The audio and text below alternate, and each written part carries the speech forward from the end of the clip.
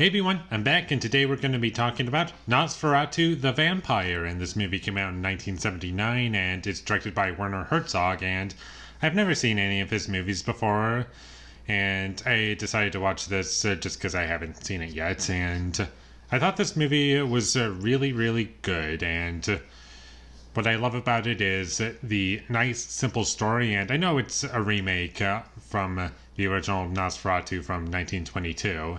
I've never seen that version.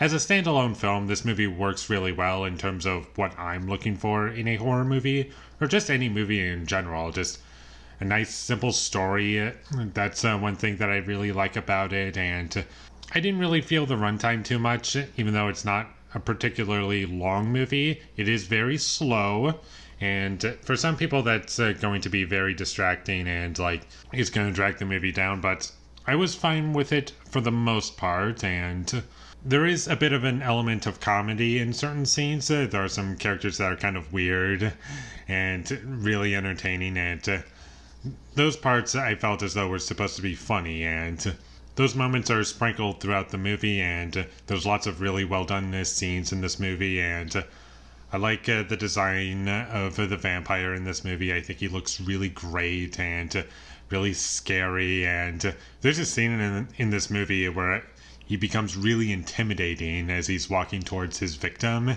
and I like the effect of you can't see him in mirrors, but you can see the shadow of him, and I thought that was a very well done effect. There's some really nice scenes in the movie, and it looks great throughout. And I love how things are presented visually, and there's lots to chew on, and I love the movement of the character Nosferatu. I think they really got that down perfectly, and the performances in this movie are great. And there's a lot to appreciate within the film, and I thoroughly enjoyed it, but one thing that you're going to have to accept while watching it is that there are parts of the movie that are dubbed, and it's pretty obvious which parts are dubbed, and from what I know, this movie has two different versions. One of them was in German, another in English, because that's how they filmed it.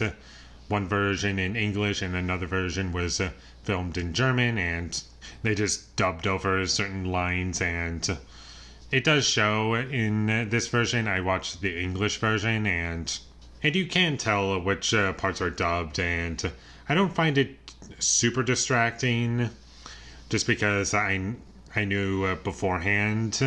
It's kind of like, for me, criticizing the Man with No Name trilogy for all the dubbing in that trilogy. Like, sure, you could criticize it, but for me personally, since I knew beforehand, it didn't really bother me too much because I knew that going into it. And there wasn't anything too terrible, and it never made me cringe or just pulled me out of it. I was always expecting it, and that's why it didn't really bother me. And another thing that I appreciate about the movie is how many rats are in this movie. It's crazy.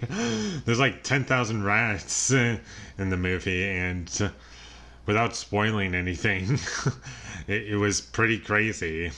I thought the music was great in the film, and it was never used in inappropriate scenes, and never took away from any tension that I would be feeling if it was there. When you're supposed to feel tension, they don't really use music from memory.